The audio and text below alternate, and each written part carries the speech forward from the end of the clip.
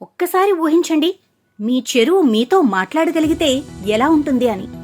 అర్ధరాత్రి 2 గంటల సమయంలో నాకు ఆక్సిజన్ తగ్గుతోంది, త్వరగా లే అని అది మీకు ముందే హెచ్చరించగలిగితే ఎంత భారీ నష్టాన్ని మీరు ఆపగలరో ఆలోచించండి. దశాబ్దాలుగా మన ఆక్వా రైతులు కేవలం తమ అనుభవం, అంచనాల మీద ఆధారపడి సాగు చేస్తున్నారు.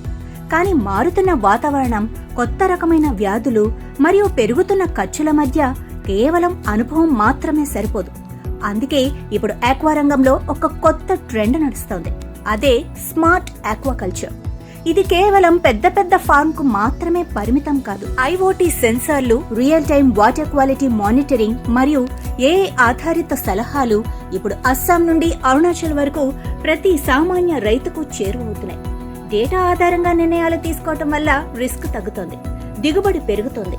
అంతకంటే ముఖ్యంగా రైతు మీద ఉన్న మానసిక ఒత్తిడి తగ్గుతోంది.